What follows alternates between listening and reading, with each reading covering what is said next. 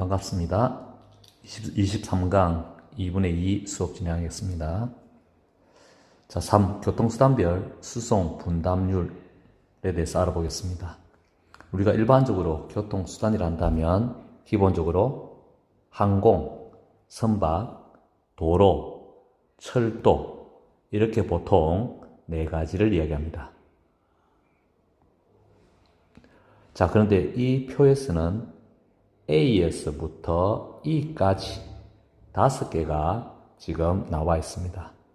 5개가 주어질 때는 반드시 항공, 선박, 도로, 철도에서 지하철이 분리되었다. 이렇게 파악하시면 되겠습니다.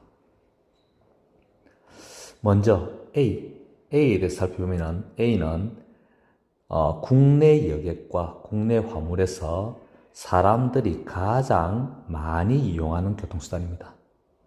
그리고 국내 화물에서도 가장 많이 이용하는 교통수단이죠.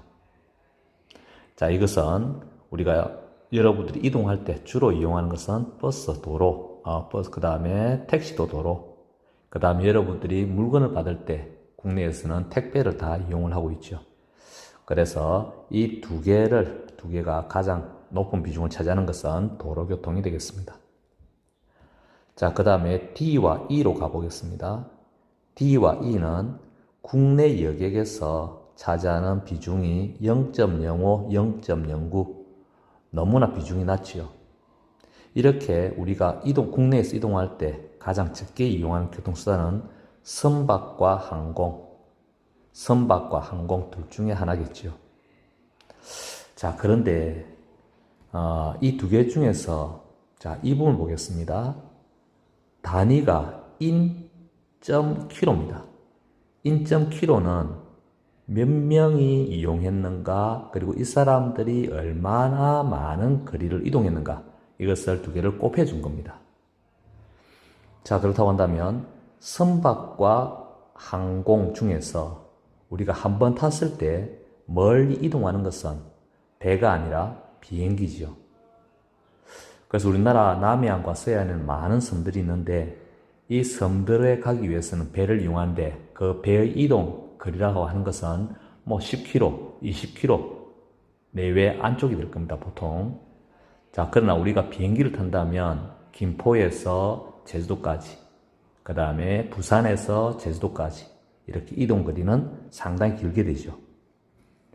그래서 단위가 in.km에서 2.38, 0.17로에서 그 차이가 엄청나게 많이 벌어져 버립니다. 그래서 2.38이 되는 것은 멀리 이동했다.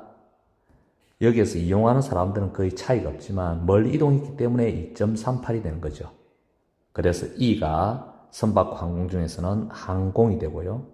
그 다음 D가 남아있는 선박이 되겠습니다.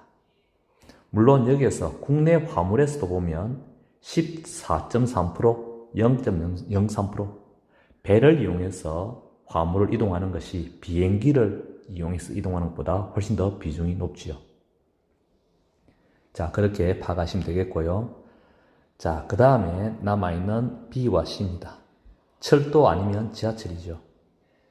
우리가 하루에 이용하는 사람들의 교통을, 철도와 지하철을 이용하는 사람들의 숫자를 봤을 때 그 비중이 절반 배가 되겠죠. 배 이상 되는 것.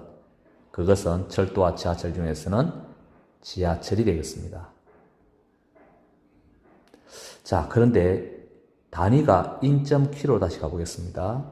in.km로 가보면 자, 철도 같은 경우는 이용하는 사람들의 숫자는 4.37로 지하철의 절반도 되지 않습니다.